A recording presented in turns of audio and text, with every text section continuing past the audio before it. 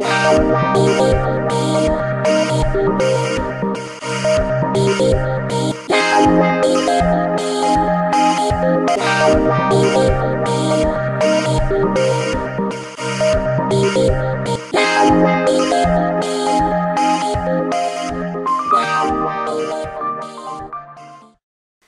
maman, bandeko, mesdames, mesdemoiselles, messieurs, bonsoir. Merci de nous recevoir une fois de plus chez vous, en ce dimanche 26 mars. Les actualités se bousculent autour de la question de la RDC.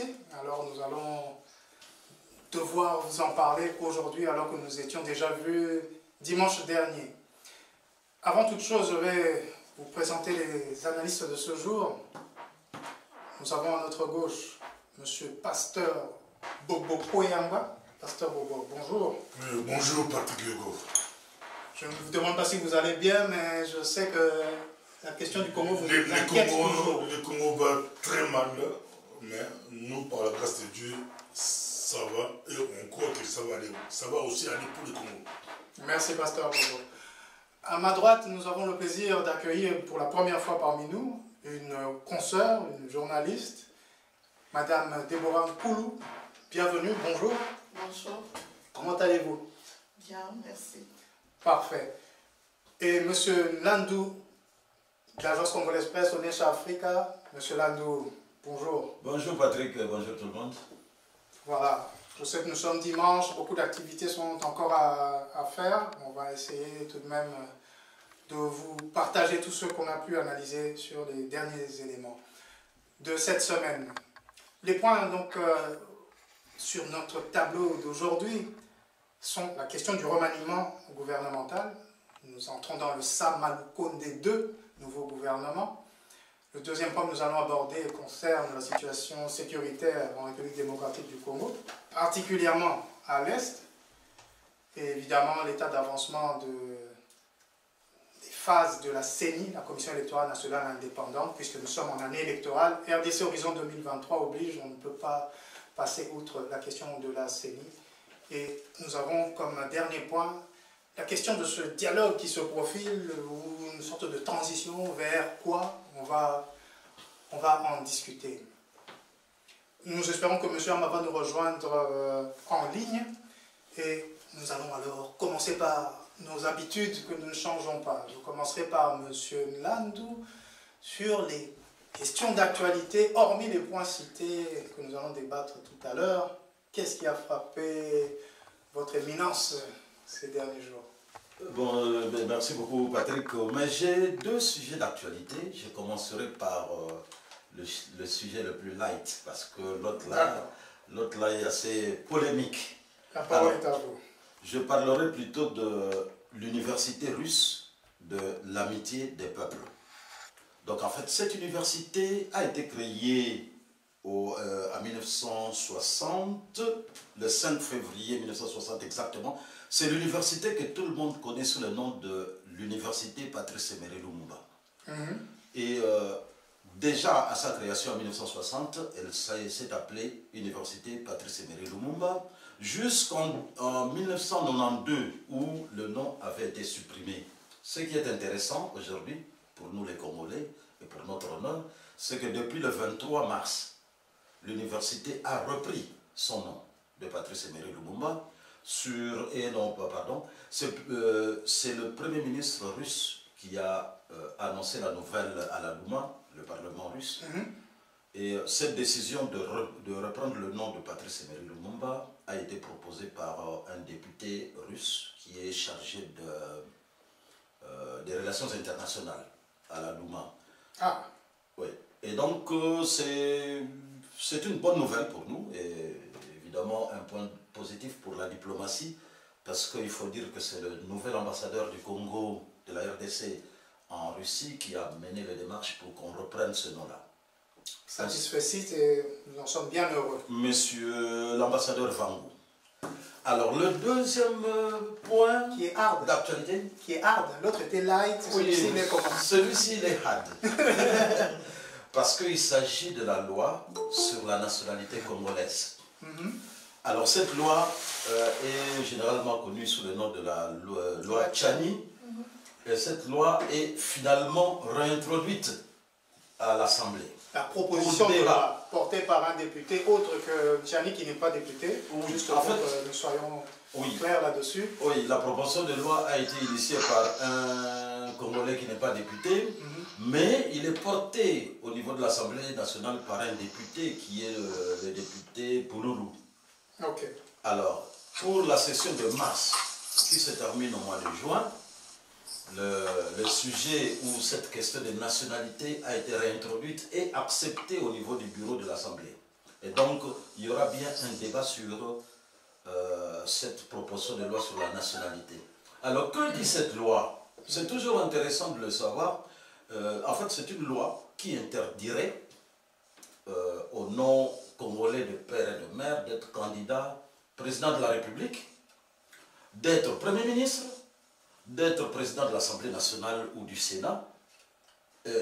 Il est aussi interdit aux non-pères et de mères d'être officiers supérieurs et même d'être gouverneur de province. Et donc, voyez un peu. Mais il faut dire que cette loi avait été déjà introduite en 2021 et déboutée. La loi n'avait pas été acceptée et elle est réintroduite cette année, 2023, mais il faut dire que ça porte tellement polémique qu'il y a déjà eu des réactions, dont un député de la majorité qui a dit que cette loi, a beaucoup de chances de ne pas passer.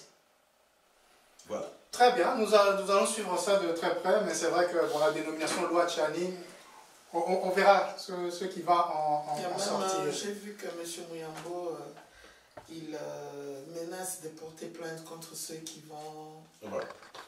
Qui est M. Mouyambo pour nos téléspectateurs? Oui, c'est un grand homme politique katangais. Hein, oui, un bâtonnier aussi. Il est bâtonnier à Lubumbashi et puis, comment dire, il est aussi métis, on va dire, hein, pour ne pas... Il est concerné par la loi. Il est concerné par la loi, donc... et il est lui-même candidat président de la République. Il est lui-même candidat président de la République aussi, donc...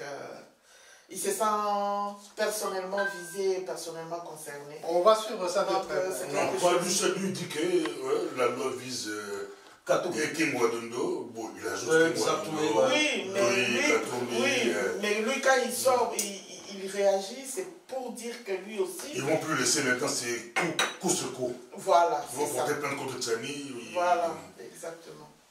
Alors, Madame Koulou, puisque vous avez la parole, on va vous laisser continuer. Avez-vous, vous, un point d'actualité particulièrement qui vous aurait marqué ces derniers temps, que vous aimeriez partager avec nous avant qu'on entre dans le vif du sujet? Oui, le point que j'aimerais partager avec vous, c'est le nombre des femmes qui ont été nommées fraîchement là par Félix Tshisekedi, donc dans le gouvernement, oui. Le deuxième gouvernement Sam. Voilà, donc il semblerait qu'il y ait, moi j'ai fait le compte, on est à 7 femmes sur 57 membres du gouvernement. On dit 30%. Il faut 30%, on est à 28%. Donc c'est déjà quelque chose, il faut saluer cet effort-là, même si on n'y est pas encore. Et puis l'autre chose que j'aimerais dire, c'est que oui, bon, c'est toujours bien d'encourager cet effort de représentativité. Encore faut-il que les femmes qui sont nommées puissent faire quelque chose, hein, dans les postes dans lesquels elles sont, où elles sont nommées, donc on les attendra au tournant. Moi je dis toujours que c'est bien de réclamer quelque chose. Encore faut-il s'en montrer digne et être à la hauteur.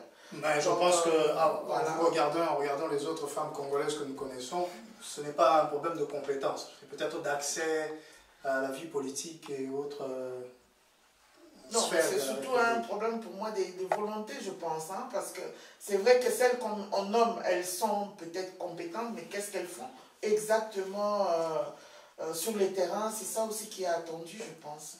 Et c'est ça qui est le plus important. Donc, allez-y les dames, bon courage. Merci Madame Koulou. Alors, nous allons passer la parole au pasteur Bobo Koyamba, s'il a un point ou deux d'actualité.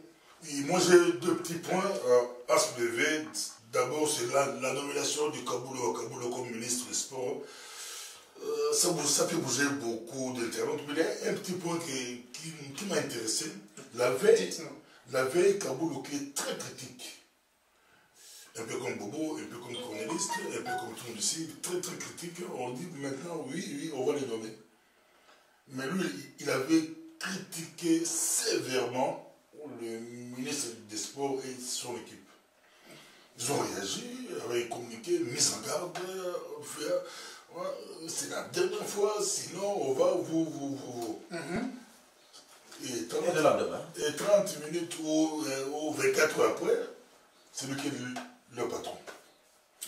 Pour dire que dans la vie, il faut être humble, l'immunité c'est toujours très bien. Peut-être qu'il sera capable de faire ce qu'il reprochait aux autres, on ne peut pas pouvoir faire. J'ai écouté beaucoup de ses critiques. Non, c'est vraiment, il connaît la chose. Et il est là depuis longtemps. Peut-être,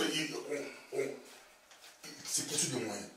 Est-ce que le gouvernement, seulement le compte des deux, va donner assez de moyens à Kaboul ou à Kaboul?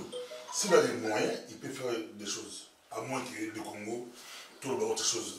Alors, votre second point, et on va entrer dans cette question. Second point, c'est en France, le roi d'Angleterre devrait être à Paris. C'est ça, Charles III. Il y a eu des manifestations à Paris, impossible. Macron a annulé ce voyage-là. Il a reporté plutôt. Il a reporté. Oui. J'ai beaucoup aimé la poste anglaise. On pose la question à leur roi. Connaissez-vous la guillotine? Pour interrogation.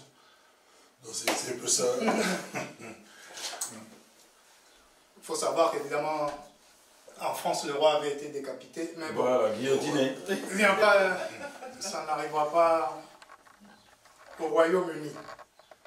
Nous avons le plaisir d'avoir M. Amba en ligne.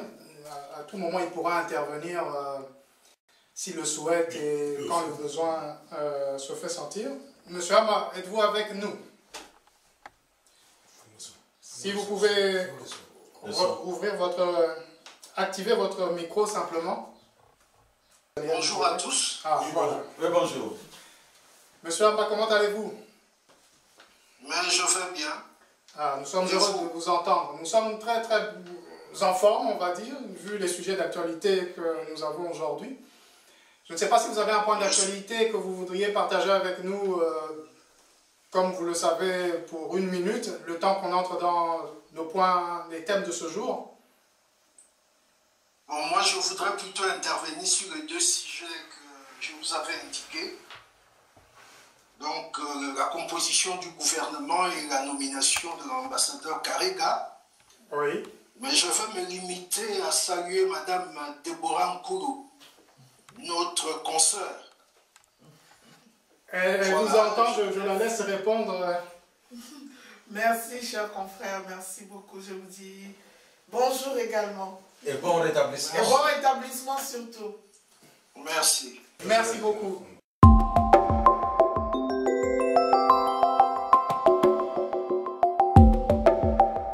Alors, nous entrons dans le vif du sujet. Effectivement, il y a eu ce remaniement qui était attendu de longue date, puisque, comme vous le savez, il y a quelques ministres qui avaient fait défection, ceux qui appartiennent au groupe politique Ensemble pour la République, de Moïse Katumbi, si ma mémoire est bonne. Et nous avons remarqué qu'il y a des vice-premiers ministres qui ont été nommés dans le gouvernement Samalou Kone. Celui-ci avait commencé en avril 2021 pour rappel, et nous sommes en mars 2023. Et il reste quelques mois avant les élections présidentielles et législatives, donc plus ou moins 8 mois et 24 jours. Je dis plus ou moins, mais c'est exactement 8 mois et 24 jours. Alors voyons voir ce que ce gouvernement va pouvoir faire. On a signalé la présence de M. Jean-Pierre Bemba Gombo comme ministre de la Défense, président du MLC, sauf changement de dernière minute, qui était lui-même un chef rebelle, avec le MLC, Mouvement de la Libération du Congo, qui a lutté contre l'AFDL et l'administration Kabila père, on va dire, et fils plutôt. Il était en bon terme avec le général Salim Saleh de l'Ouganda. On signale la présence au portefeuille de l'intégration régionale Antipas Mboussa Nyamwisi, ancien de la FDL, fondateur ou membre du RCD KML, qui a été exilé, bizarrement lui aussi, en Ouganda en 1998. La présence de M. Vital Kamere Loi Kaningini. Si j'ai écorché son nom, désolé, je vais juste m'arrêter à Vital Kamere Loi. C'est plus facile. Qui lui-même avait été nommé sous la FDL à certaines fonctions. Il est le cofondateur du PPRD, parti du bien connu sénateur à vie Joseph Kabila. Il est ensuite président de l'Union pour la Nation congolaise, l'UNC en sigle. Ancien directeur de cabinet. Il a eu des démêlés avec la justice et le voilà de nouveau aux affaires. Nous avons aussi la présence de M. Peter Kazadi, je n'ai pas son poste-nom, néanmoins, il est ministre de l'Intérieur, tous... Kakoundé, merci. Donc un autre Kazadi dans le gouvernement, comme le ministre des Finances, et son poste-nom comme l'ancien ministre de l'Intérieur. Nous avons aussi, pour lui, c'est l'UDPS, je ne sais pas s'il a eu d'autres fonctions autres que celle-là, il est peut-être député provincial, mais on va en parler. Au sport, le pasteur Bobo vient de nous en parler, a été nommé M. Kabulo. Mwana Kabulo. Voilà. Et puis il y a quelques vice-ministères, etc. Bon, on ne va pas aller dans tous les détails, mais voilà. Le gouvernement des Warriors de Sama Lukonde à retenir. Bunagana a été pris le 13 juin 2022. Ça fait 9 mois que c'est dirigé par le M23. L'état de siège depuis le 3 mai 2021. Nous sommes toujours avec le gouvernement des Warriors. Et dans 8 mois, il y a les élections présidentielles. Sama Lukonde 2. Pasteur Boboko Yanga. Que va faire le gouvernement des Warriors avec les personnalités que nous venons de citer et les échéances électorales qui s'approchent? En tout cas, bonne question. Le gouvernement de Warriors qui arrive là, c'est comme si, bon, ça peut faire quelque chose, mais le temps est très court. Si Bonhomme pouvait juste fermer son micro, c'est bon. Oui, vous pouvez, monsieur, on va désactiver, on vous réactive dès qu'on vous repasse la parole alors. Le micro, oui. Merci, le micro. merci. Monsieur... Donc, le gouvernement de Warriors arrive à 9 mois de la présidentielle 2023. À 8 mois maintenant, parce que les jours vont aller très vite. Oui, on voit 8 mois, 24 jours. Ici, on voit que c'est comme si c'est une stratégie électorale. Bien que l'arrivée de Bemba qui est présenté comme chef de guerre, ancien chef de guerre, et puis un vrai fils du pays, comme on dit, des pères et des mères, ça peut aider à booster la confiance des militaires, des officiers militaires. Il y a Bemba, il y a Nyamwisi, et puis avec la force ou l'esprit Tshisekedi qui attaque Kagame de temps à autre, partout il passe, ça peut booster et peut-être répondre à la question que nous on s'est posée ici chaque jour, Bunangana, état de siège de Bunangana. C'est un peu ça. Est-ce que donc l'arrivée de Bemba peut, mais à condition qu'il puisse aussi avoir des moyens, qu'on puisse lui donner des moyens, comme j'ai dit pour Kabulo, s'il a des moyens, pour la guerre c'est l'argent. Pour faire la guerre c'est beaucoup d'argent. Or eux ils ont et la guerre et les élections. À moins que, comme disent d'autres personnes, l'opposition pense que c'est beaucoup plus, c'est une stratégie électorale. Les poids lourds sont arrivés. Ils sont arrivés pour aussi faire de l'argent, amasser de l'argent pour préparer leur campagne électorale. Mais moi je voyais aussi Bemba et Katumbi comme quoi c'est la guerre, pour moi, c'est la guerre 2028 qui est concernée. 2028? Oui, l'après Tshisekedi. Ah, parce que vous êtes sûr que Tshisekedi sera là jusqu'en 2028? C'est pas moi qui est sûr, c'est dans leur stratégie. Ils savent que Tshisekedi, il termine 2028. Or, qui va remplacer Tshisekedi 2028? Ici, je parle de leur camp. Okay. Donc, il y a Kamere, il y a Tshisekedi, Bemba, et les autres. Ils ont compris que c'est le moment d'entrer en jeu pour être, entre guillemets, les dauphins de Tshisekedi. Mais le MLC, pour parler de lui, était déjà dans le gouvernement. il y a le ministre de la Santé qui oui, est du MLC, le ministre de l'Environnement du MLC. Lui-même, les Polo, il est là, il pourrait être candidat 2028. Kamer, on lui a promis 2023, mais c'est qu'il s'est filé. 2023, il peut rappeler à Tshisekedi que vous m'avez promis 2023, donnez-moi au moins 2028. Donc Bemba et Kamer jouent leur carte 2028. Ça, c'est selon vous leur entendement. Oui, la guerre 2023 a commencé, ça on sait. Même pas 2024, mais 2028. Mais Bemba ne sera pas candidat 2023. Comment il peut se battre pour 2023? Je vais passer. Kamer ne sera pas candidat pour 2023. Comment il peut se battre pour 2023? 2023, ils savent que c'est Tshisekedi et les Fayou. Mais la guerre 2028 a commencé. Pour eux, c'est la guerre, c'est la pré-Tshisekedi. Les deux vont battre campagne pour Tshisekedi pour gagner 2023 afin qu'ils puissent leur choisir qui sera le dauphin de Tshisekedi 2028. Donc ce ne sont même pas les suffrages qui vont décider, mais c'est eux. Alors je vais passer la parole à Madame Koulou sur cette question du remaniement ministériel. Le pasteur Bobo vient d'expliquer en se personnifiant, en impersonnant c'est un terme anglais, dans l'esprit des Jean-Pierre Bemba, des Bata Kamere. C'est compliqué, c'est tout, il faut voir loin. C'est ça. Alors, Madame Koulou, nous sommes à 8 mois des élections. La frange orientale de la République est toujours peuplée, je dis bien peuplée de groupes armés. On est à une centaine de groupes armés. Ça fait beaucoup. Il n'y a pas que le M23, mais voilà. Ça fait beaucoup. Vous avez parlé du gouvernement Warrior 1. Là, on est au gouvernement Warrior 2. Je ne sais pas si ils ont renommé. Moi, j'ai même entendu certains parler de gouvernement des vertébrés. Bon, parce que nous avons face à nous des poids lourds de la politique congolaise, comme vous dites. Non, je vais juste vous corriger. Ce n'est pas moi qui le dis. Parce que moi, je ne les considère pas comme des poids lourds. Vu le nombre de députés qu'ils ont au Parlement, ce ne sont pas des poids lourds pour moi. Mais je vous laisse continuer. D'accord. Et donc, pour moi, il faut d'abord se poser une question. Lorsqu'un remaniement se fait, ou lorsque le président décide, parce que dans ses prérogatives, ou enjoigne à son Premier ministre de remanier, c'est avec une politique claire, c'est avec des perspectives, c'est de savoir pourquoi remanier. C'est vrai, vous avez dit qu'il y a des ministres d'ensemble qui ont quitté le gouvernement. À la limite, à 8 mois d'élection, ce qui aurait été logique, c'est de faire des aménagements techniques.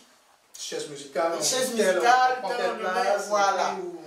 Et Bemba et Kamere, ils ont des lieutenants, ils ont des gens au sein du parti valeureux, des gens compétents.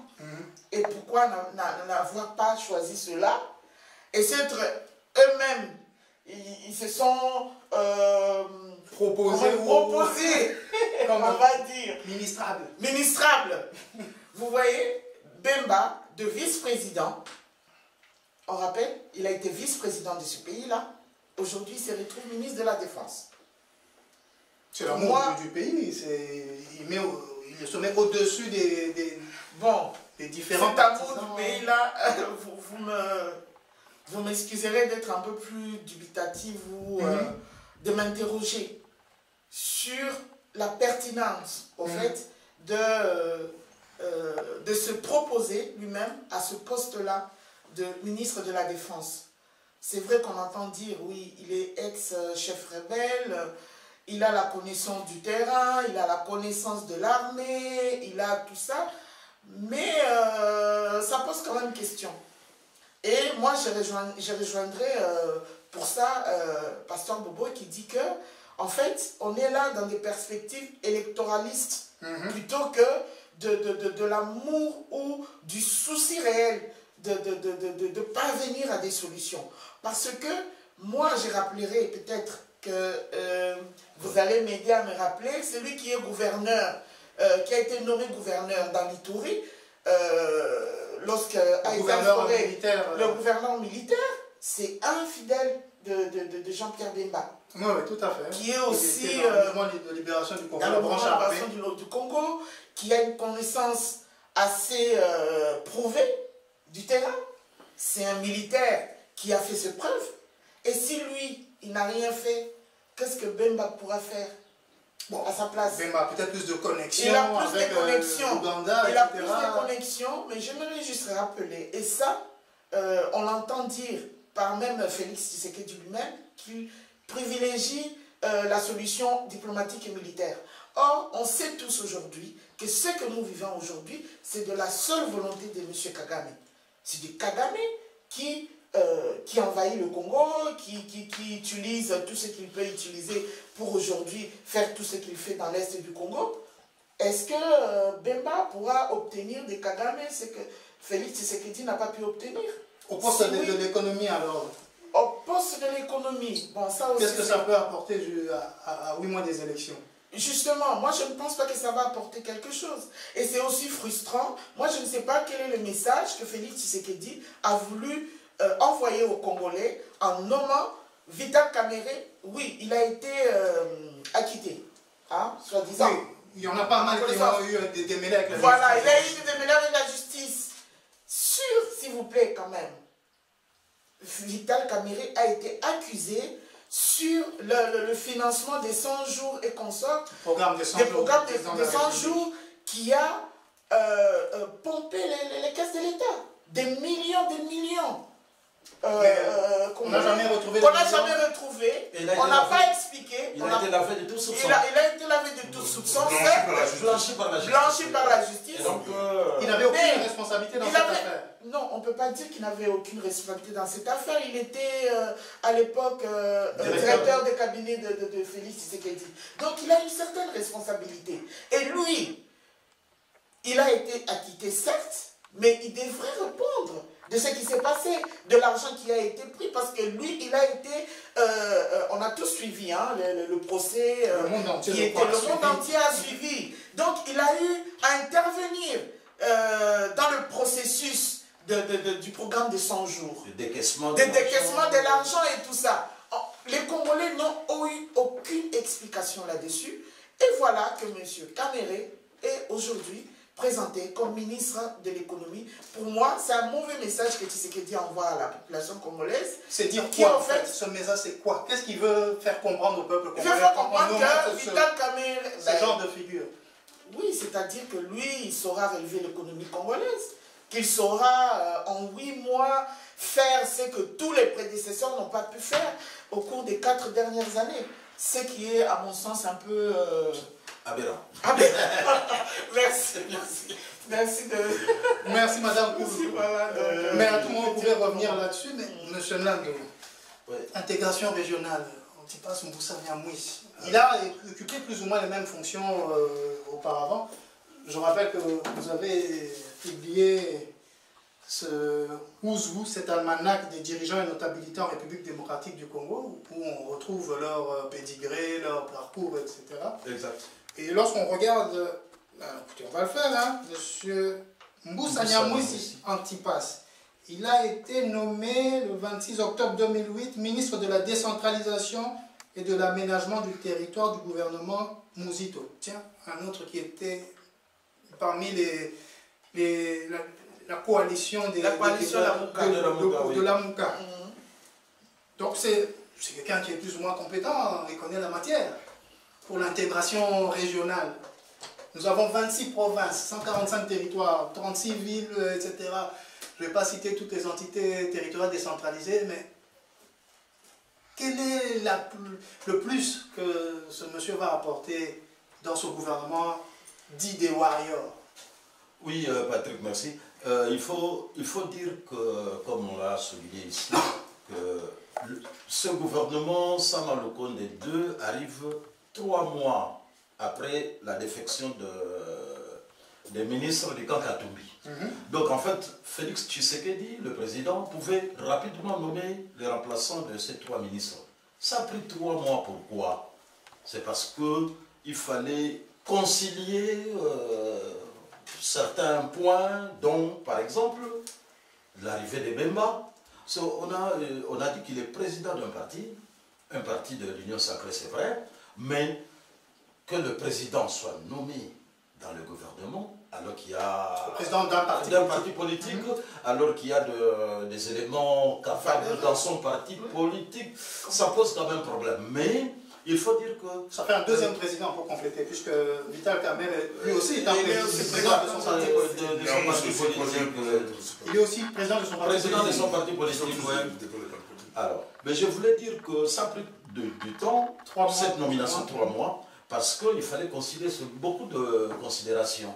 Il y a des considérations électoralistes, il y a des considérations de sécurité, ainsi de suite, et également de personnalité à avoir dans ce gouvernement-là pour que, au cas où il y a,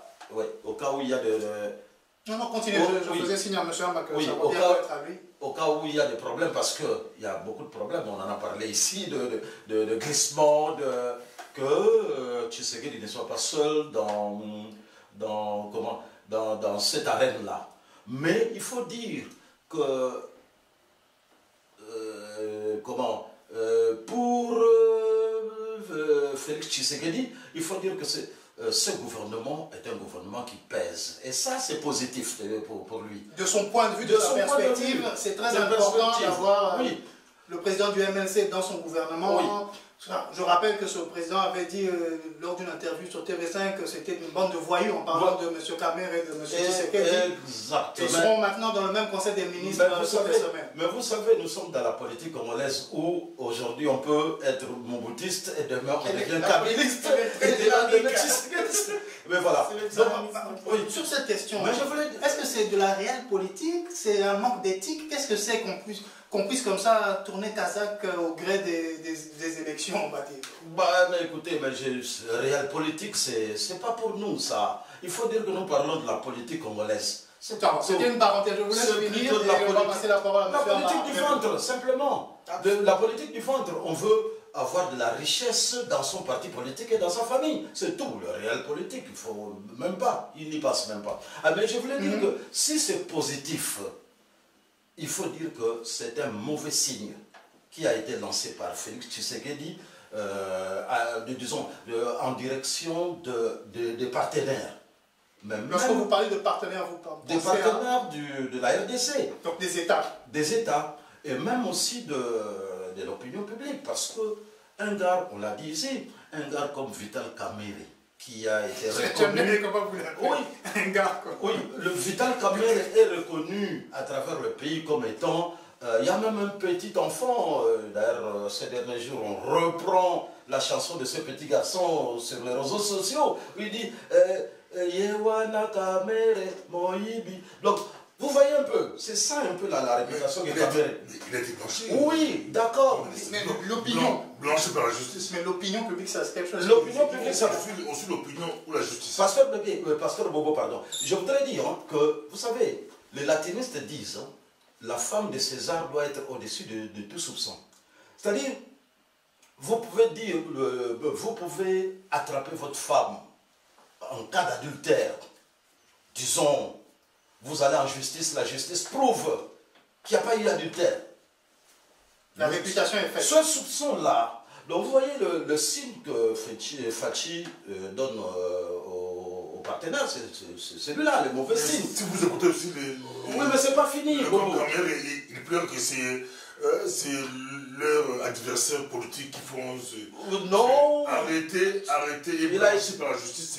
Oui, mais attention. Ou c'est Kamerhe qui est la justice congolaise qui n'est pas non plus... Oui, mais Bobo, j'avais dit ici. Ou c'est la justice, ou c'est Kamerhe. Oui, je répète ici que les latinistes disent la femme de César est au-dessus de tout soupçon. C'est-à-dire, il a été soupçonné. Donc c'est quand même quelque chose dont il faut tenir compte. L'opinion en tout cas réagit mais ce n'est pas tout. Défavorablement.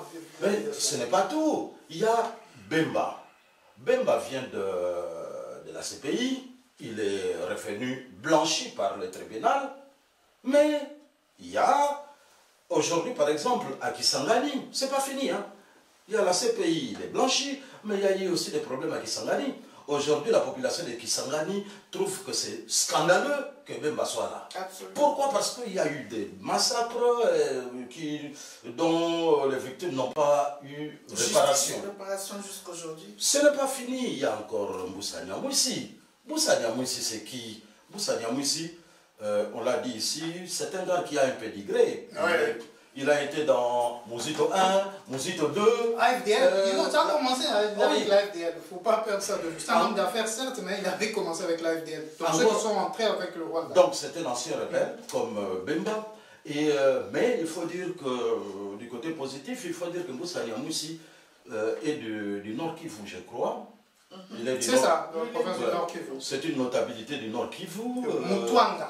Et il faut dire que c'est... Si je vous comprends bien, c'est Kamere qui est le mal aimé. Bemba, ça va un peu. L'opinion est favorable à Bemba qui arrive. Moi, je dirais pas ça. L'opinion est défavorable.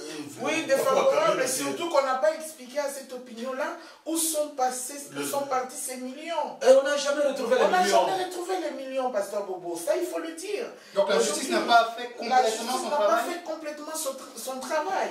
Même si le ministre de l'économie a été... Avant de passer la parole à M. Amba, que pensez-vous du fait qu'ils sont tous nommés vice-premier ministre? Quel est le message là-dessous? Est-ce que c'est juste une question de rémunération et d'avoir un peu plus d'argent que les autres, ou il y a quelque chose là-dessus? C'est un des poids lourds. Oui, on a le poids là, vous le pesez, ou comment? Parce qu'ils sont connus. Ils ont des noms, c'est des présidents des grands partis politiques qui ont des ministres dans le gouvernement, c'est des boss. C'est bon, on ne peut pas mettre un boss ministre. Ou vice-ministre. Pourquoi est-ce que le boss accepte d'être ministre? Quelqu'un m'a posé la question. Bon, ça déjà, quelqu'un m'a posé la question.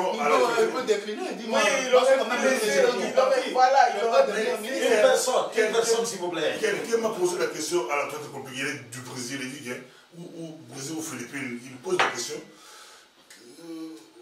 Est-ce que Bemba et Kamere vont se mettre debout quand Sama Lukonde va entrer? Mais oui. J'ai dit oui, c'est une très bonne question. Qu'il y a des germes, dans le gouvernement Sama 2, déjà des germes de conflit. Oui, ils vont se mettre debout par...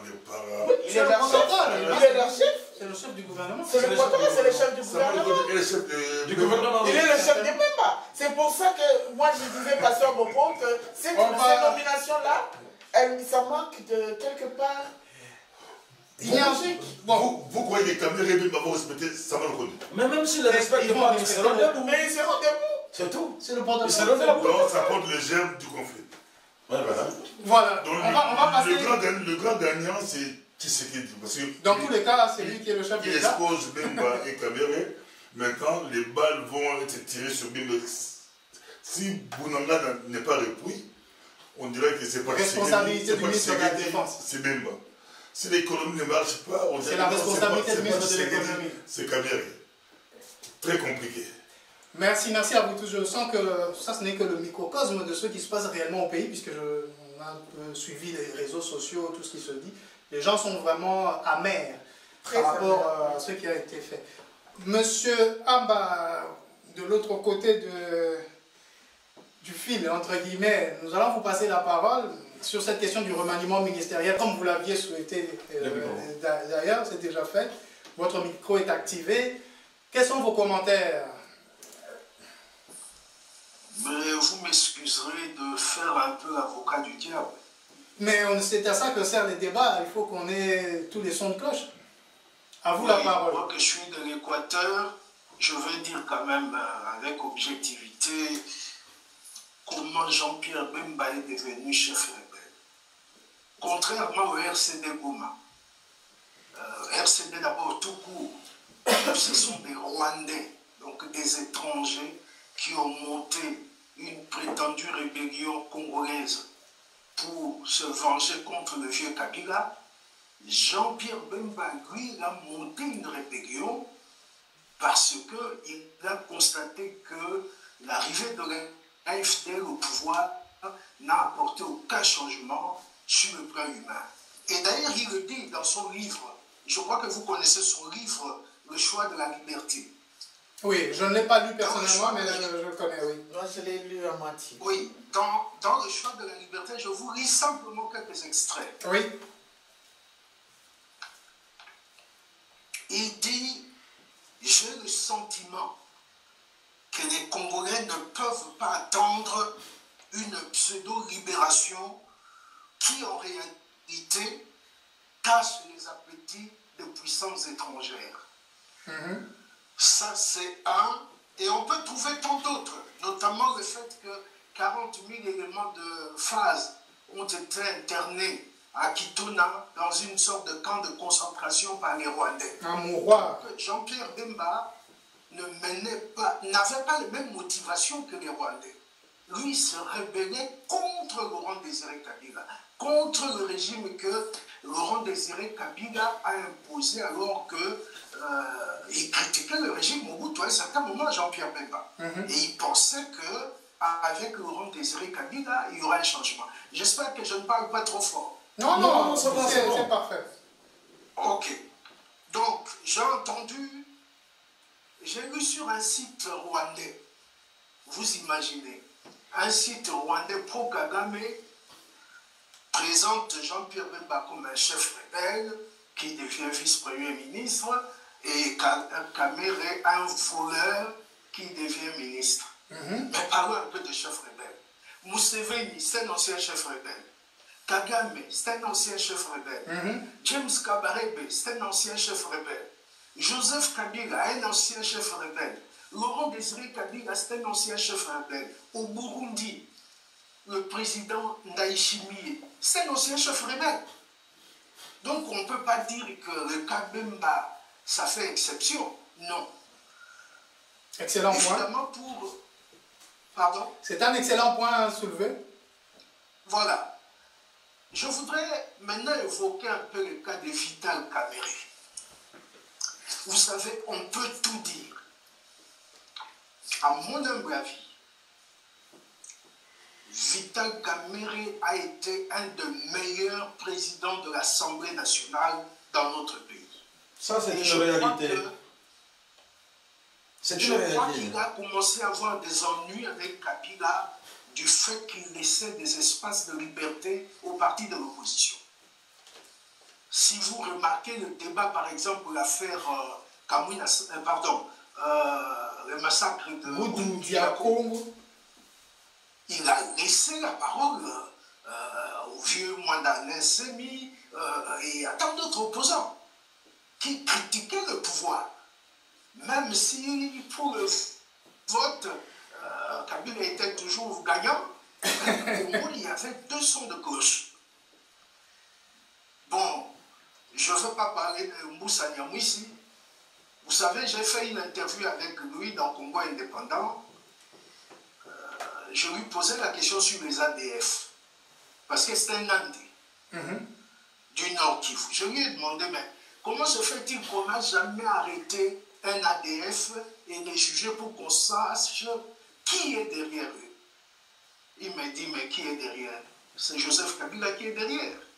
Il m'a dit que le fameux chef des ADF, comment il s'appelle encore? Je connais bien son nom. Koné, c'est pas ça? Pardon? Koné. Non. Ça, c'est LRA? Un chrétien qui est devenu musulman, là. Il a été arrêté en Tanzanie au mois de janvier 2015. Quelque chose comme Salim... Le nom va nous revenir pendant que vous parlez. Voilà. Cet homme a été arrêté à Kinshasa. Arrêté, pardon, en Tanzanie. Mais Moussa m'a révélé quelque chose. Il dit c'est un ami de Joseph Kabila. Ils ont vécu ensemble au quartier Ma Campagne, sur rue... vous savez, mon état, mais... Non, on vous excuse pour cela, mais continuez, puisque l'important, c'est pas tant les noms, mais c'est surtout ce qu'ils ont fait. Voilà, ils ont vécu ensemble à Ma Campagne. Et je crois que si vous tapez ADF sur Congo indépendant, vous verrez l'interview en de question. ce monsieur. Et quand on l'a arrêté en Tanzanie, il était porteur de 6 passeports, dont un passeport congolais, délivré à l'époque de Joseph Kabila. Or, nous avons demandé plusieurs fois que les autorités diplomatiques contactent les autorités ougandaises afin qu'on sache qui est l'autorité qui avait délivré ce passeport. Il n'y a jamais eu de démarche dans ce sens. Alors, qu'est-ce que je dirais d'autre? Et il y a une phrase que Antipas m'avait dit. Il dit, vous savez pourquoi les ADF sont insaisissables? Simplement parce que les ennemis sont parmi nous. Et c'est une phrase qui mérite toute une dissertation. Oui, mais d'accord. Mais Baudouin, je crois que sur ce point-là, on peut vous poser la même question. Vous savez pourquoi le M23 est insaisissable? C'est parce que les ennemis sont dedans. Donc en fait, c'est un problème général. Hein. Donc il ne faut pas seulement se limiter aux ADF, mais également à tous ceux qui attaquent la RDC. Les ennemis sont dedans. Tshisekedi lui-même l'a dit. Tshisekedi l'a dit, sauf qu'il ne sait rien faire, mais il le dit. Monsieur Amba, je vous rappelle donc le nom du monsieur en question, Djamil Moukoulou. Ah oui, Djamil. Exactement, oui. Djamil Moukoulou. C'est un ancien chrétien qui est devenu musulman. Oui. Et puis, je voudrais également... Il a été arrêté en janvier. Et puis, en Tanzanie, oui. Je voulais également souligner, Baudouin, pour que ça ne nous échappe pas, que quand Niamouissi Mouv, comment il s'appelle encore le ministre Antipas Moussa Niamouissi parle de Kabila qui est derrière. Attention, il faut prendre ça avec beaucoup de pincettes. Hein. C'est un politicien. Il ne faut pas prendre ça comme parole d'évangile. Parce que si on dit que... Parce qu'ils ont habité ensemble, ainsi de suite. Mais si on dit aujourd'hui que le colonel, je ne sais pas si le colonel, celui d'IM23, Willy Ngoma, ouais, que c'est l'ami de... Si j'étais par exemple un politicien, on me dit, mais Willy Ngoma est l'ami de Félix Tshisekedi. Est-ce qu'il faut prendre ça comme parole d'évangile? Je peux donner des preuves. Parce que Willy Ngoma et consorts ont été appelés par Félix Tshisekedi, ils sont restés à l'hôtel du fleuve, nourris, blanchis, ainsi de suite. Ils sont... Oui. Et donc, apparemment, il est ancien de plus. Aucune idée. Mais c'était l'ancien de Mbanzangungu. Donc en fait, ces déclarations de politiciens, il faut prendre ça avec beaucoup de pincettes. Mais c'est des déclarations, mais ce n'est pas une parole d'évangile. Attention. Donc, merci. Monsieur Amba, encore un élément sur cette question et on va passer aux autres points pas cadencés. Eh ben, je veux peut-être aller très vite. Allez-y. Oui. J'ai entendu une autre critique. Ils sont nommés à quelques mois de la fin du mandat du chef de l'État. Qu'est-ce qu'ils peuvent faire en si court temps? Ceux qui disent ça ont raison et tort. Parce que la politique, quand on dit faire la politique, c'est poser des actes. Et je crois que ce pasteur Bobo a dit, est-ce qu'ils auront les moyens? Voilà le véritable problème. Le problème, ce n'est pas tellement d'être grand chef militaire pour gagner une guerre. Le problème, c'est avoir les moyens. On gagne une guerre avec une armée qui a une puissance de feu. Ce n'est pas parce que vous avez nommé un général à 5 étoiles. Non. Donc le problème de moyens est fondamental. C'est un problème de volonté. Bon, on va... Pardon, madame. Non, vous finissez et puis je vais passer la parole à madame Koulou. Oui. Donc le problème de moyens est fondamental. C'est pourquoi moi je reste dubitatif au niveau de réalisation. Mais je ne peux pas dire qu'ils sont mauvais. Comment se fait-il qu'un ancien vice-président accepte d'être ministre? Mais il y a des cas comme ça même dans des pays développés. Je peux vous en citer ici en Belgique. Léo Tindemans. Comparaison, est-ce raison cette fois-ci? Non, je cite simplement un cas où les gens qui ont commencé la démocratie avant nous ont fait. Je ne dis pas que comparaison n'est pas raison dans tous les cas. C'était une boutade parce que je sais que vous aimez bien cette phrase. Ancien Premier ministre belge. Mais à cause du jeu de dosage idéologique, il était ministre des Affaires étrangères, il représentait le CVP. Marc Esquens, ancien Premier ministre, il a été ministre des Affaires étrangères. On peut aller en France, je crois. Je ne sais pas si quelqu'un de vous a parlé de ça, ou j'ai entendu ça hier. Alain Juppé, ancien Premier ministre, il était ministre des Affaires étrangères. C'est un problème de dosage politique dans un système démocratique. Dans tous les cas, ça reste des postes, des portefeuilles régaliens, on va dire. Bon, ça n'enlève rien. Et ils sont vice-premiers ministres. Ils sont vice. Voilà. Donc il faudrait juste qu'ils s'inclinent devant Sam Malukonde et c'est tout ce que... Non. Alors, monsieur Amba, je vais terminer là. Terminer, je reprends la parole juste après. Oui. À propos du rang, parce que c'est un rang, vice-premier ministre, oui. C'est justement pour reconnaître une certaine supériorité, entre guillemets, par rapport au simple ministre, compte tenu de leur passé. Parce que ce titre-là n'est pas une fonction, c'est un rang sur le plan protocolaire. Voilà. Et des rémunérations. Voilà. Madame Koul, vous vouliez réagir sur ce que disait M. Ham, et puis on va entrer dans les autres points à pas cadencer, comme je le disais, par rapport aux moyens. Oui, pour gagner la guerre, ou je ne sais pas s'il faut appeler ça une guerre. Oui, à mon avis, c'est pas un problème de moyens. Hein. La RDC a les moyens qu'il faut pour ça. C'est surtout, on va dire, on l'a encore dit ici, je pense que lui aussi l'a reconnu. C'est surtout qu'aujourd'hui, l'armée congolaise, est infiltrée de partout. Cette armée-là a été restructurée, rebrassée. On en a pris, on a mis des M23 qui sont partis, qui sont allés dans l'armée. C'est comme si le M23, par exemple, est devenu comme une sorte de pépinière qui nous pond des rebelles, soi-disant, qui viennent du Rwanda, et qu'on injecte dans l'armée congolaise. Donc, est-ce que Jean-Pierre Bemba saura faire quelque chose par rapport à ça? Et je voudrais... C'est tout le mal qu'on lui souhaite. Alors, un commentaire à Pasteur Bobo et puis à M. Lam. J'aimerais paraphraser Macron, je vais faire un commentaire sur le commentaire de Déborah. Vous dites que ce n'est pas question de moyens, mais c'est question de quoi? C'est une question de quoi? Répondez à la question puisque vous êtes là.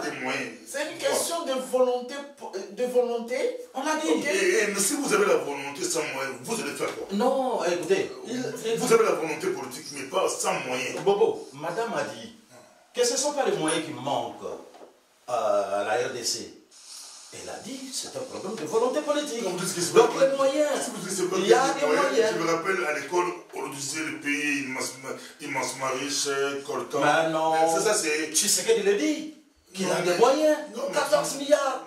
Le ministre des Finances le dit. La ville de Bruxelles a un budget plus ou moins de 10 millions. 14 millions pour un pays, c'est combien? Ah mais c'est pas un pays. Ils disent qu'ils ont beaucoup d'argent. Ils disent qu'ils ont beaucoup d'argent. Allez, on va... Non, mais je voulais un peu intervenir, hein, parce que vous finissez et on va finir sur la question. Je voulais dire que pour notre ami Baudouin, il y a un problème, parce qu'il y a un problème dans l'armée, puisque l'armée a été, entre guillemets, génocidée quand la FDL arrive. Le camp de concentration de oui, le camp de concentration à Kitona, c'est ça. Et donc, quand, selon Amba, qu'on nomme Jean-Pierre Bemba ou un autre, c'est pareil, puisqu'il n'y aura rien. Moi, j'ai toujours dit que c'est un problème de volonté politique. Parce que Amba dira, ah non, c'est pas en 3 mois qu'on forme une armée. Moi, j'ai toujours dit qu'il faut commencer par le commencement. Quand Félix Tshisekedi arrive, il ne fait rien sur l'armée. 3 ans après, maintenant il y a Bemba. Bemba, qu'est-ce qu'il va faire en une année? Même pas une année, quelques mois. Donc, nous sommes d'accord avec Amba que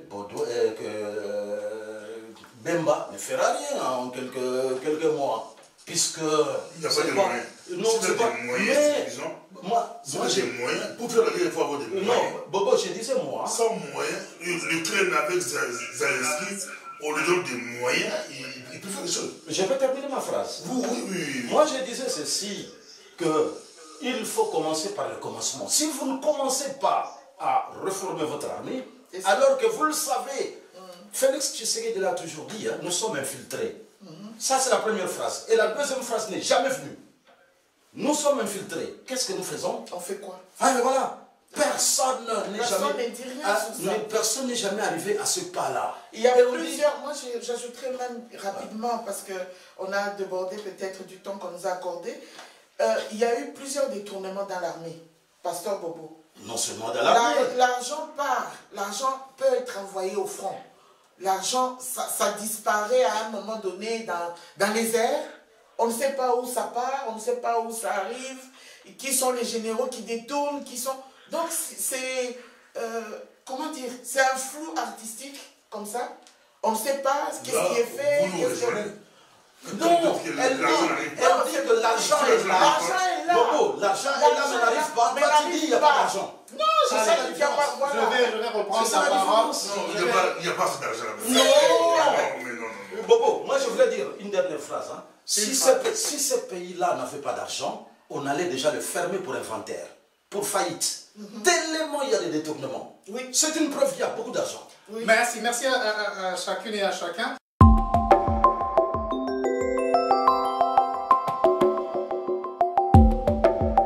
On va passer aux différents points qui nous restent, mais à pas cadencer. On reprendra la discussion, Pasteur Bobo. Je sens que vous êtes resté sur votre table, mais c'est rien. On va revenir. Il y a encore 8 mois avant les élections. Si élections il y a. La situation sécuritaire, parlons-en. Au niveau international, il y a quelque chose qui vient de se passer, je crois que vous l'avez tous suivi.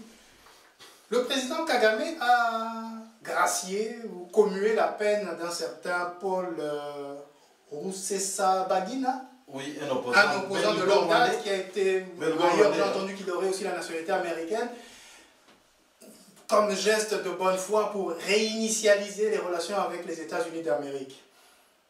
Avec toute la pression que la diplomatie, entre guillemets, agissante de la République démocratique du Congo a menée ces derniers temps contre le Rwanda, pensez-vous que cet élément va jouer dans la question de la situation sécuritaire en République démocratique du Congo, surtout dans la frange orientale? On a déjà parlé du remaniement ministériel, la présence du nouveau ministre de la Défense et du gouverneur militaire du Nord Kivu, etc. Mais maintenant, avec cette réinitialisation entre le Rwanda et les États-Unis, faut-il s'attendre à des avancées ou à une solution dans la situation sécuritaire, puisqu'on ne va pas revenir sur les avancées du M23, etc. Mais qu'est-ce qui peut arriver dans les jours à venir? Ouais, je voudrais quand même commencer sur ce point-là. Pardon. Comme vous êtes en ligne, Pasteur, Monsieur Amba, vous avez le privilège. Je voulais juste faire une précision. Allez-y. Monsieur Rusesabagina n'a pas la nationalité américaine. Belgo. Il est résident permanent aux États-Unis. Ah, ça va. Je l'avais entendu sur une chaîne de télévision. Ça m'a fait titre en disant Belgo, Rwandais, américain, ça fait beaucoup. Donc, c'est des résidents américains. Alors, monsieur Land, vous avez la parole. Par contre, oui? il a la nationalité belge. Oui, puisque le Rwanda n'a pas de problème sur la bipatrie. Oui, exactement. Il est belgo-rwandais. Il est même opposant. Il est étiqueté opposant rwandais. Hein? Voilà. Oui. Alors, monsieur Nandou, Je peux prendre congé. Si vous n'avez pas d'autres points à soulever, nous vous remercions pour votre présence. Je vais souligner sur Bemba au sujet de ce que Cornelis avait dit, mais comme ce n'est plus le sujet à traiter, je ne sais pas. On en reparlera. Ok. Voilà. Merci beaucoup, monsieur Amba. Prenez soin de vous. Un bon dimanche. À très Bon bientôt. dimanche. oui. Et bon rétablissement. Hein, Voilà, surtout oui. Alors, on parlait... Merci Deborah. Merci. On parlait de la sécurité à l'Est, avec Kagame qui fait des gestes de bonne volonté. Moi, je crois que la diplomatie, dans ce sens-là, la diplomatie congolaise, hein, dans ce sens-là, a beaucoup joué. Beaucoup joué dans le sens qu'aujourd'hui, tout le monde sait que c'est le Rwanda qui est derrière le M23. Oui. Et le Rwanda qui est derrière l'instabilité à l'Est. Tout le monde L'instabilité sait. chronique. On parle ici depuis 1996-17 même. Et le nombre de morts. Oui. Tout le monde le sait aujourd'hui. Mais ce qui est aussi vrai, c'est que le Rwanda n'a pas encore perdu son crédit international. Oui, du côté de ses parents. Le Rwanda ne l'a pas encore perdu. Nous avons beaucoup de preuves d'ailleurs. Nous avons beaucoup de preuves. On a dit qu'on peut injecter les sujets. Macron arrive à Kinshasa. Le président le président, sur la pointe de pied. Il arrive à 23h45. Pourquoi? Parce qu'il est précédé d'une mauvaise réputation et c'est même lui qui avait forcé la main de l'Union européenne pour des caisses 20 millions pour l'armée rwandaise. Ça, c'est un point. Et donc, Macron arrive à Kinshasa précédé d'une mauvaise réputation. Donc, c'était l'étape la plus périlleuse de son périple en Afrique centrale. Il arrive sur la pointe de pied très tard la nuit.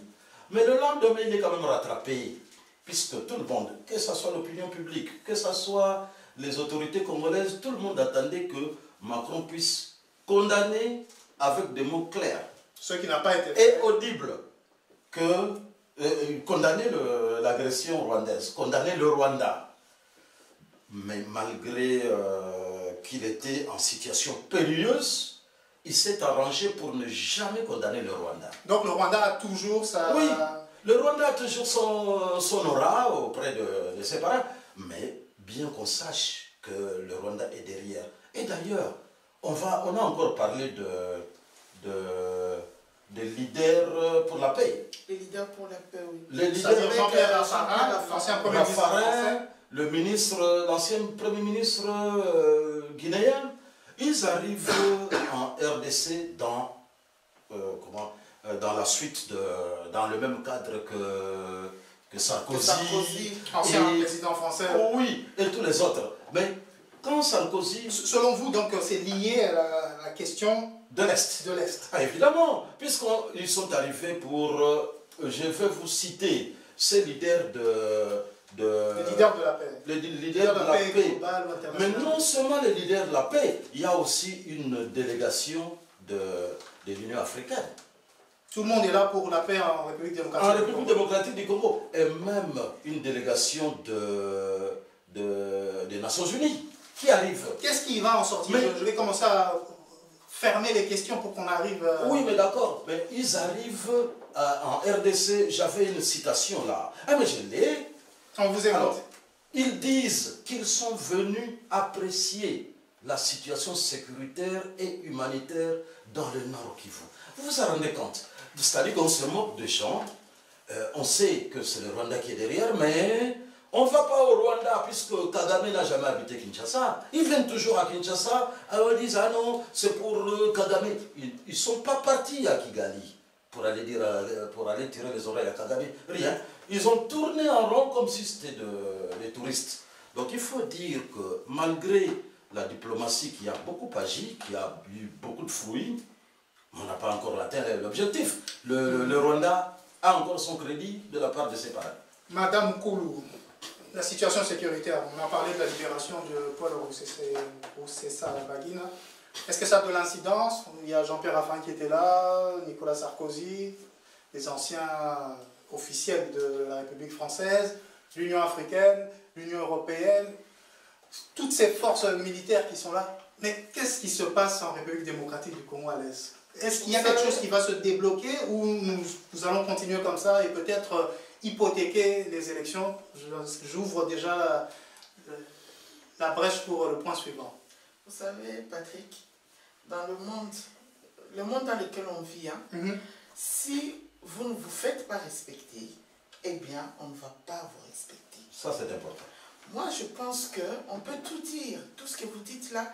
En fait, on va s'embrouiller nous-mêmes et on va encore plus s'embrouiller nos compatriotes congolais qui nous suivent. Le problème, c'est nous-mêmes d'abord. Le problème, c'est nous-mêmes d'abord. Vous savez, on peut toujours le dire, on dit voilà, nous sommes dans la nostalgie, mais du temps du maréchal, qui pouvait se jouer du Congo ou des Zaïrois ou du Zaïre à l'époque qui avait son armée, qui avait vraiment une armée qu'on appelait armée, qui pouvait se jouer du Zaïre? Personne. Aujourd'hui, tout le monde fouille, que ce soit Macron, Sarkozy et les autres. Ils n'osent pas aller affronter Kagame. Pourquoi? Alors, pour moi, il faut que nous, Congolais, qu'on sache avec ceux qui dirigent le Congo aujourd'hui, qu'on arrête de tourner autour du pot ou qu'on arrête de se moquer de nous-mêmes.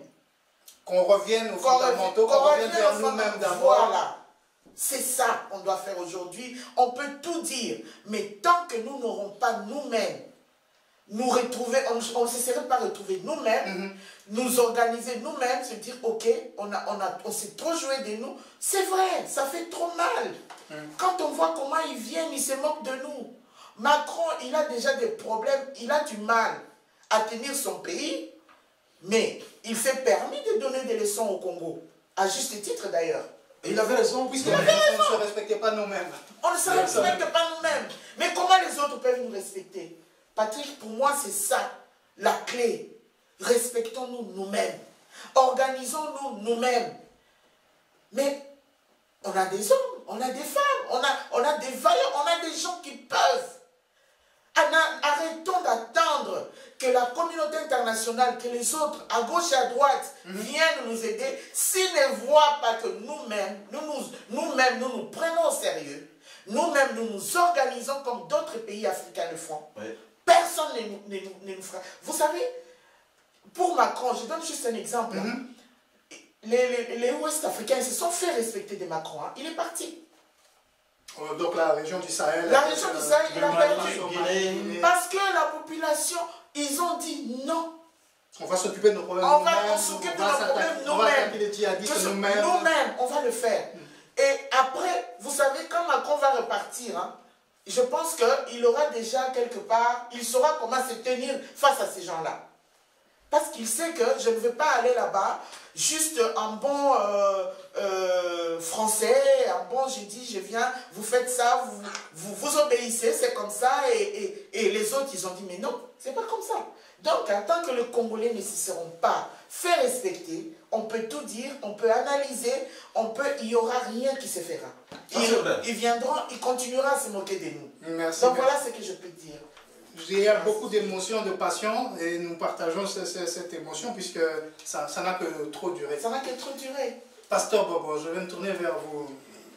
On disait que le Rwanda, finalement, M. Lang le disait, rien n'a changé pour eux, les relations restent parfaites avec les partenaires, ils n'ont pas été désavoués ou dégradés. Le micro de Amba est... Oui, on va lui demander de... Monsieur Amba, juste couper votre micro si jamais vous n'intervenez pas tout de suite. Alors, on apprend que l'ambassadeur qui était en poste en République démocratique du Congo pour le Rwanda, Karega, Monsieur Vincent Karega, qui est un ancien Zaïrois, hein? Un ancien Zaïrois, oui. Donc Tutsi Congolais. Oui, ça.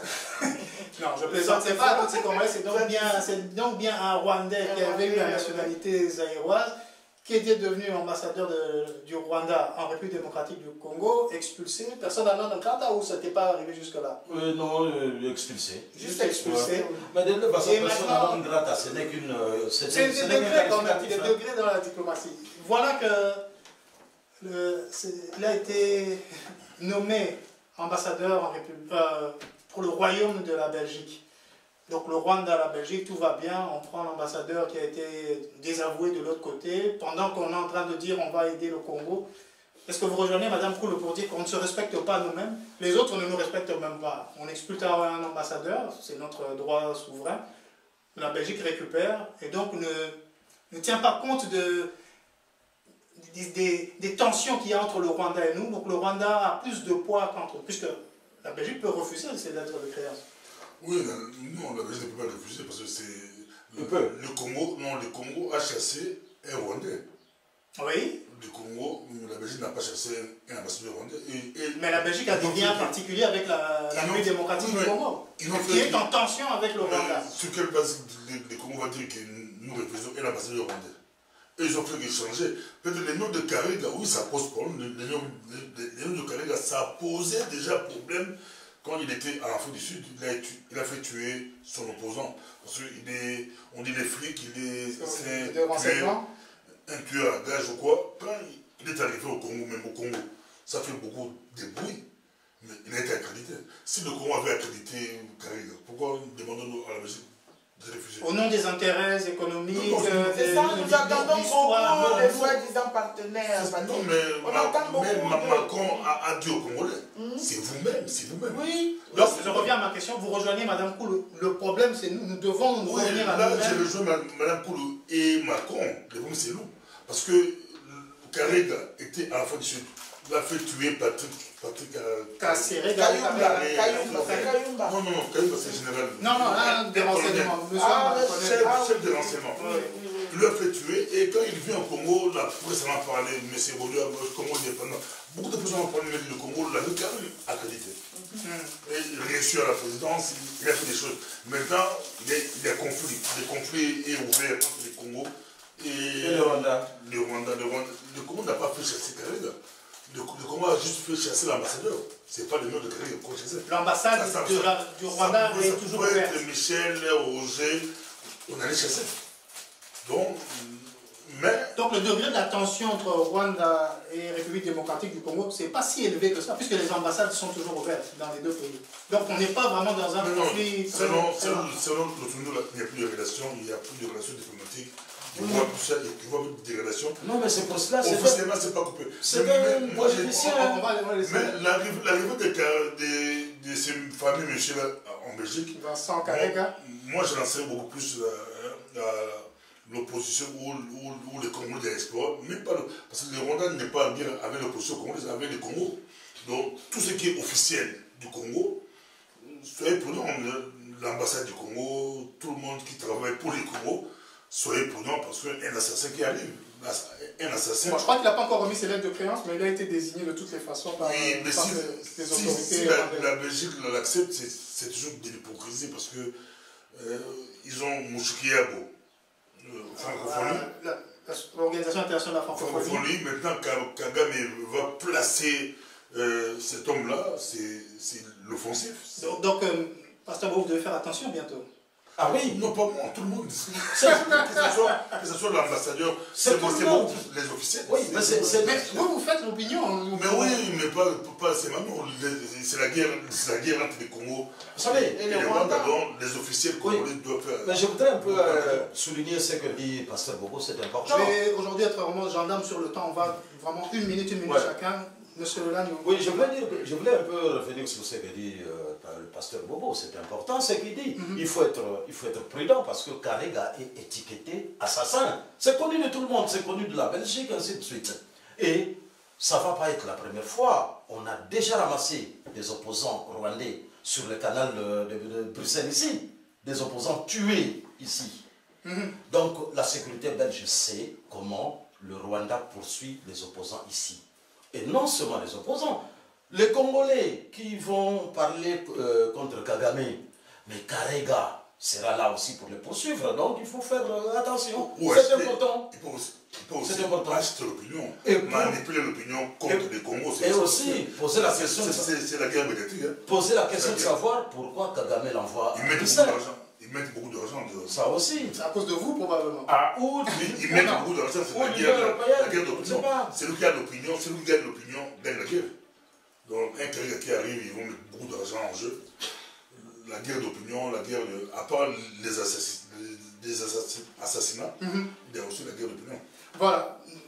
L'heure avance, M. Amba nous a rejoint à nouveau. Si jamais il a quelque chose à dire, il peut juste nous le signaler. Mais oui, vous voulez parler de Kariga. Voilà. Monsieur Amba, vous pouvez activer votre micro.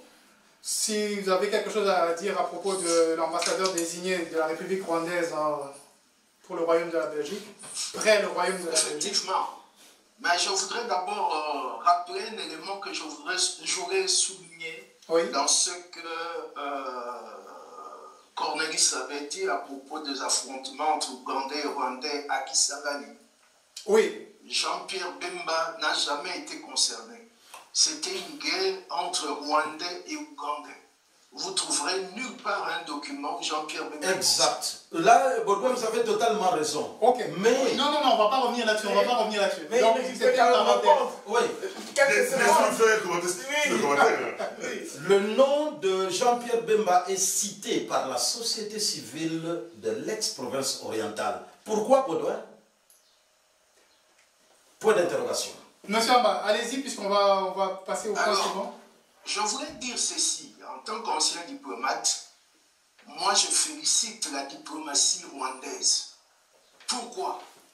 Un diplomate doit être comme un poisson dans l'eau, là où on l'envoie.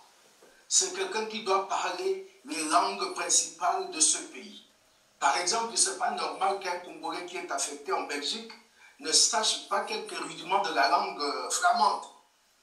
Et nous voyons chez nous quelqu'un qui était en URSS, on l'envoie au Tchad.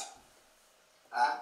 L'ambassadeur Mokoro, quand il est devenu ministre, voulait instaurer ce système d'envoyer dans un monde arabe que des gens qui font le tour dans les pays arabes, Égypte, Algérie, Maroc, etc.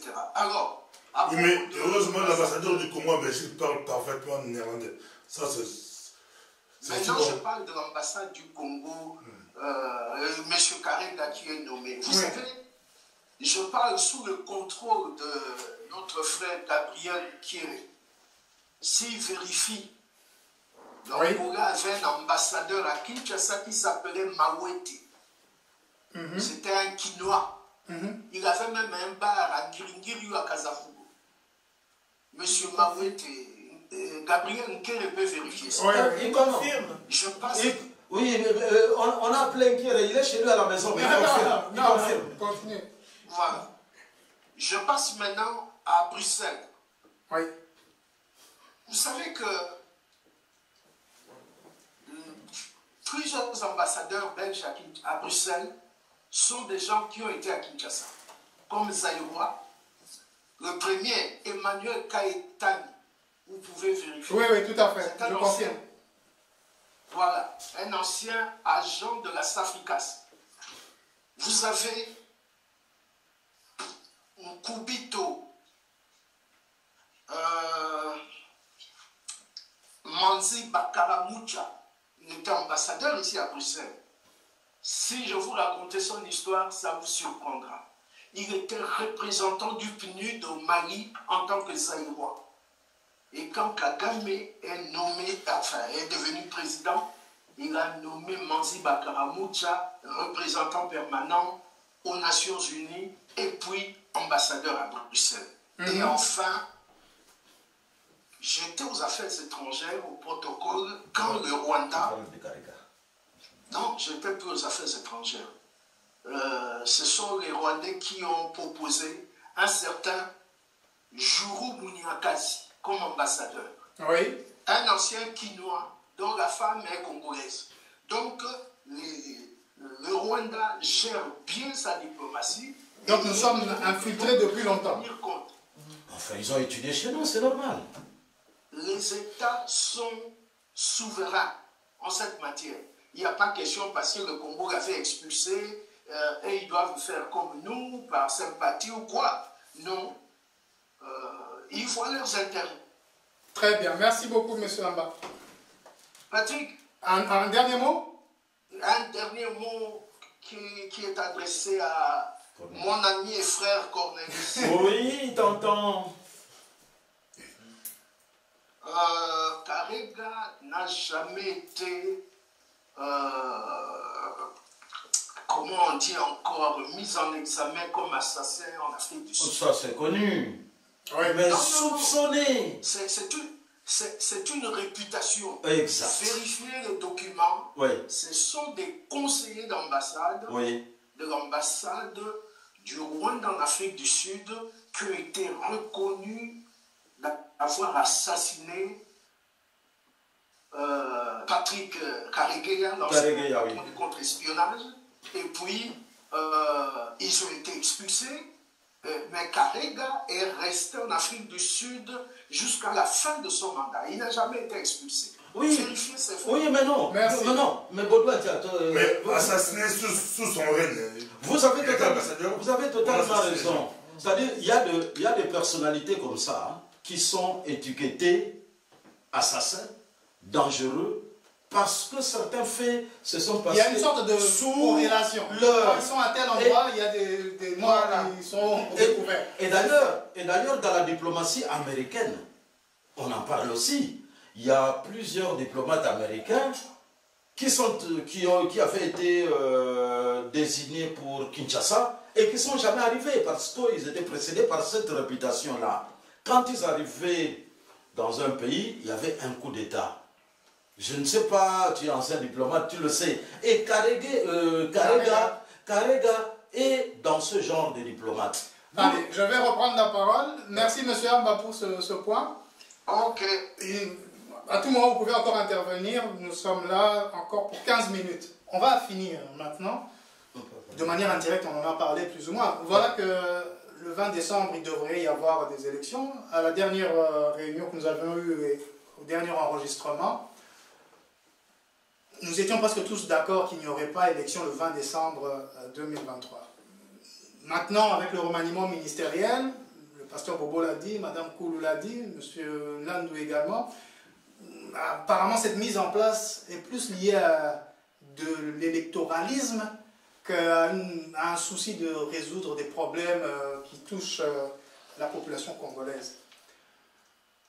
Faut-il croire que nous nous acheminons lentement, mais peut-être sûrement, vers un dialogue intercongolais, Un glissement. suite à un dépassement de la date prévue pour les élections en République démocratique du Congo, les élections présidentielles et législatives particulièrement, et qu'à ce moment-là, on serait alors dans la configuration que Mme Koulou annonçait ici, où les Congolais vont se retrouver entre eux-mêmes pour un peu parler d'eux et de voir quel est leur problème et quelle solution apporter à ce problème. Pasteur, vous n'avez pas beaucoup parlé, et puis après je passerai la parole à Mme Koulou. Est-ce que nous n'allons pas vers ce schéma-là d'une discussion intercongolaise pour qu'on se fixe un mode de fonctionnement, un contrat social, un contrat civil pour gérer notre pays? Parce qu'au rythme où nous allons, à quémander partout, tout le monde connaît nos défauts et quasiment personne ne nous aide finalement. Oui, avant le remaniement, on croyait que tout allait juste vers le glissement. Mais avec l'arrivée de Bemba et Kamere, en tout cas, je commence à changer d'avis. Je commence à changer d'avis. Je vois beaucoup plus qu'il y aura élection, et que Bemba, Kamere, comme je dis, eux, c'est la bataille 2028. Hein. Ils vont aller aux élections. C'est Peter Kazadi qui est à l'intérieur, Bemba à la défense. Donc, ils sont en train de verrouiller. Ils se voient déjà, pour eux, ils vont gagner leurs élections. Et ils préparent 2028. Maintenant, c'est à l'opposition d'être très prudent parce qu'on leur donne la possibilité qu'il y aurait glissement. Si l'opposition ne saisit pas cette opportunité, ils croient qu'il y aura glissement, il y aura gouvernement, de transition encore, ils seront surpris. Élection. Et les Warriors 2 vont imposer élection et un candidat pour préparer 2028. Moi, je vois les choses un peu comme ça. Donc, eux, ils préparent 2028. Ils sont dans la logique 2028. J'ai vu la presse beaucoup plus internationale parler de l'arrivée de Bemba et Kamere. C'est beaucoup plus pour préparer la présidentielle 2023. Mais moi, je vois ça 2028. Merci, Pasteur Bobo. Madame Koulou, développez un peu votre idée de ce dialogue intercongolais, une transition vers quoi? Vers une 4e République? Qu'est-ce qui va se passer? On arrêterait le temps? Plus de guerre, plus rien, on se retrouve, on réécrit notre histoire, ou qu'est-ce qui se passerait? Moi, c'est pas vraiment une idée qui m'est propre à moi. Bon, de toute façon, s'il doit y avoir transition ou dialogue, ça c'est les Congolais qui se retrouveront, qui devront décider de la configuration qu'ils veulent donner à la chose, qu'est-ce qu'ils veulent exactement. Je vais peut-être paraphraser, hein, vous allez le permettre. Vous allez m'excuser surtout de souffrir que je cite le prophète Mukungubila, qui a eu cette idée-là et qui voudrait quand même qu'on n'oublie pas, parce que vous savez, dans la politique congolaise, parfois on enterre quelqu'un avant même qu'il ne soit né. Cette idée de la transition congolaise, au fait, lui, il a donné déjà il y a plus d'un mois. Hein, il a fait une lettre ouverte qu'il a écrite aux Congolais. C'était adressé à M. Tshisekedi aussi notamment, où il explique au fait que lorsqu'il y a la guerre, comme nous la connaissons maintenant, il est tout à fait illogique, il est non-sens de parler d'élections et d'offrir des élections qualitatives aux Congolais.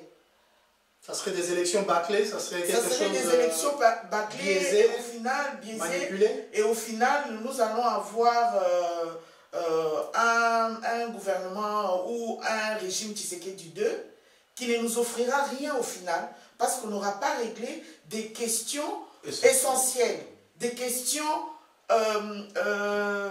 sécuritaires fondamentales qui nous concernent nous Congolais. C'est pour ça que lui, il propose ou il proposerait que les Congolais se retrouvent ensemble et qu'ils discutent. Bien sûr, ça serait à voir qui inclut dedans, parce qu'il y a aussi d'autres politiques qui se sont exprimés là-dessus, comme Martin Fayoulou, comme M. Diongo, comme Madame, il faut qu'on en parlait l'autre fois. Marie-Josée. Oui, tout à fait, oui. Elle parlait d'une transition de 2 ans. Elle parlait d'une transition de 2 ans, mais avec M. Tshisekedi, d'autres voient la transition sans Tshisekedi. Tout ça, c'est à voir au fait et à s'entendre. Ce ne serait pas une si mauvaise chose. Parce que bon, aller aux élections juste pour aller aux élections, ou tenir des élections juste pour les tenir, et au final revivre ce qu'on vient de revivre pendant 5 ans, je ne vois pas qu'il y a intérêt à vivre cette chose-là. Donc ce ne serait pas une si mauvaise idée. Après, c'est les Congolais qui décident. Si eux, ils veulent effectivement qu'on leur offre quelque chose, une boîte vide, parce que pour moi, je vois ces élections-là, c'est comme si on vous offrait un cadeau et qu'en dedans, il n'y a rien du tout. Mais parler aussi comme ça, c'est bon, mais avec les Congolais, on connaît l'histoire, ça sera ouvrir une boîte de Pandore, ça sera qui va participer à ce dialogue-là, ça sera qui. Et c'est la théorie, on n'est pas encore là. Non, il y a toujours un rapport de force. C'est vrai que la force, il fallait que l'opposition, pour que l'opposition puisse gagner cette transition-là, comme a proposé Prophète Nkombi, il faudrait que l'opposition puisse peser sur le terrain avec des manifestations, des grèves. L'opposition ne pèse pas. Est-ce que le pouvoir peut leur offrir un cadeau comme ça? Vous parlez de l'opposition, Pasteur Bobo, juste pour vous compléter. Normalement, on devrait avoir un chef de l'opposition. C'est prévu dans la législation congolaise, etc. La société civile. L'opposition n'a jamais pris sa place de chef d'opposition. Oui, parce que les pouvoirs en place depuis Kabila ne veut pas créer un opposant, il faut casser l'opposition. Mais on n'a jamais eu un opposant. Non, effectivement, il n'y a jamais eu Donc s'ils vont aux négociations, c'est les pouvoirs qui vont organiser, comme Mobutu avait fait comme la conférence nationale, c'est le pouvoir qui va organiser son dialogue, son truc. Avec ses participants. Les autres vont boycotter. Comme Kabila l'avait fait aussi avec la Saint-Sylvestre. Oui, les autres vont boycotter et ça sera rébelote. Donc ça va aboutir au même résultat qui Deborah Kolo craint que s'ils vont aux élections maintenant comme ça risque, après les élections, égal avant les élections, s'ils vont aussi au dialogue là, les autres vont boycotter. Non, ça dépend avec qui ils vont dialogue. Parce que si ça rassemble effectivement toutes les forces, et moi je dirais même, pourquoi pas ne pas inclure même les forces extérieures, la diaspora par exemple, qui n'a jamais droit au chapitre, à tout ce qui s'est dit. De la diaspora, quand je dis diaspora, de partout il s'est trouvé. Parce que là, oui, ils préfèrent un 23 justement, si c'est faire un dialogue ou des concertations comme on les a connues, qui a accouché de l'union sacrée, ça ne sert strictement à rien. Mais le dialogue ou la concertation dont on parle ici, ça serait vraiment dans le... Écoutez, l'avenir du Congo, hein, on ne va pas l'imaginer dans 5 ans, dans 10 ans ou dans 20 ans. L'avenir du Congo doit se décider maintenant. Et il y a un moment donné où, dans l'histoire, on doit à un moment donné, un pays doit être capable de s'arrêter, de se dire que là, on a épuisé tout ce qu'on pouvait faire, on a épuisé. On a essayé ceci, on a essayé cela. Il y a eu des poids lourds de ceci, des poids lourds de cela. On a tout fait, on a tout dit. À un moment donné, arrêtons-nous, essayons de voir qu'est-ce que nous pouvons faire et essayer de mettre l'intérêt supérieur de la nation. Merci. Moi, je crois qu'on est capable de le faire, Patrick. Merci. On est capable de le faire. C'est juste, comme disait notre cher ami, c'est la volonté politique qui manque. Si cette volonté est là, je pense qu'on peut faire quelque chose. Merci, madame. Monsieur Nlandou, eh bien, il nous reste 1 minute et demie. Oui. Elle est à vous. Oui, merci beaucoup. Vous savez, c'est avec beaucoup de ferveur qu'on a parlé de dialogue ici. Oui, oui. Mais on n'est pas encore là. Non. Parce que, parlons plutôt de la dernière conférence de presse de Manara, qui dit, Didi Manara, le Vice-président de la CENI, il nous donne le chiffre de Congolais déjà enrôlés. Enrôlés, oui. 34 444 000, soit 70% de prévision de la CENI. Et pour la CENI, jusqu'à aujourd'hui où nous parlons du dialogue, pour la CENI, il n'y a pas de glissement. Ça, c'est déjà de 1. De 2, il faut savoir que le pouvoir avait tout mis en œuvre pour qu'il n'y ait pas de glissement, pour qu'il y ait enrôlement, le processus électoral dans les règles. Mais il faut dire que le pouvoir est quand même coincé du côté de l'Est, parce qu'ils avaient misé sur... Vous savez, Kinshasa a commis beaucoup d'erreurs diplomatiques. Ils ont multiplié les armées à l'Est, croyant que ces armées-là allaient taper sur le M23. Ils n'ont pas tapé sur le M23. Aujourd'hui, Kinshasa est pris dans son propre piège. L'insécurité à l'Est va continuer. Et d'ailleurs, en dernière minute, il y a les élus du Nord Kivu qui ont lu une déclaration pour dire qu'il faut arrêter l'enrôlement à l'Est parce que ça ne peut pas marcher avec toute l'insécurité. Et donc, nous ne sommes pas encore au dialogue, mais nous ne sommes pas encore au dialogue, mais on s'achemine ou pas? Disons, les jalons commencent à être posés pour un dialogue et pour le non-glissement. Les deux ensemble. Merci, M. Landou. Monsieur Amba, oui, Amba parle. Je voulais 30 juste secondes. 20 secondes Alors, c'est très bien. pour ajouter à ce que Cornelis a dit. La CENI a déjà décidé de garder les sièges réservés à l'Ituri, Nord Kivu, Sud Kivu, de sorte que après les élections, on pourrait y revenir pour régulariser la situation de ce côté-là. Je crois que la CENI a fait une avancée là. Donc pour eux, la date du 20 décembre ne peut Non, pas... ça ne les concerne pas. Et là, les Congolais de Bunagana, qu'est-ce qu'on en fait? C'est ce qu'il dit. C'est ce qu'il dit. Donc maintenant, oui, il y a... On en fait deux pays. Non, Baudouin dit que... On réserve. Mais juste attends. Mobutu l'avait fait. Hein. Attention, il faut lire l'histoire du Congo. Hein. Mobutu l'avait fait. En 1977, je crois, il y a eu des élections législatives à Kinshasa où les Bakongo avaient pris 11 postes sur 12 et Mobutu avait fait les élections législatives.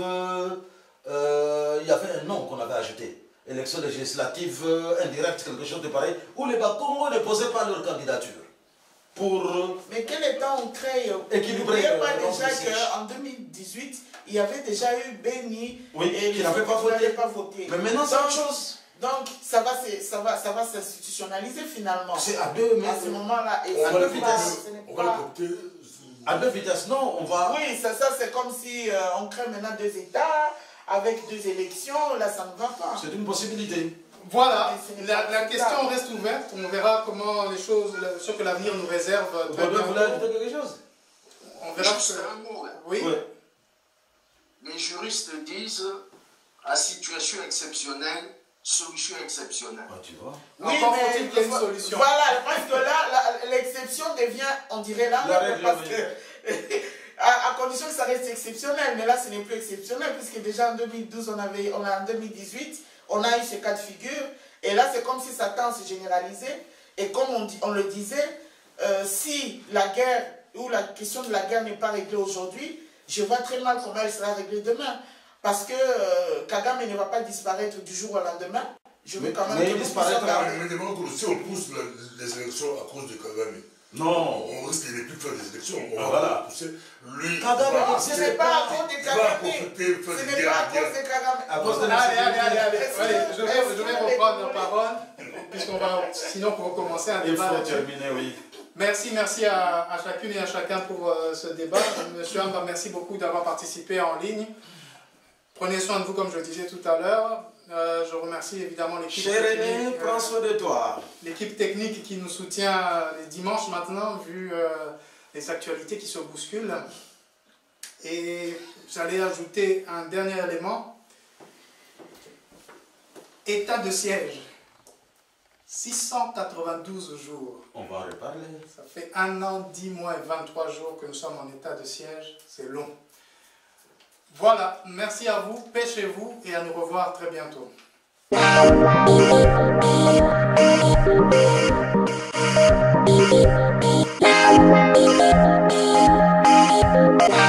Thank you.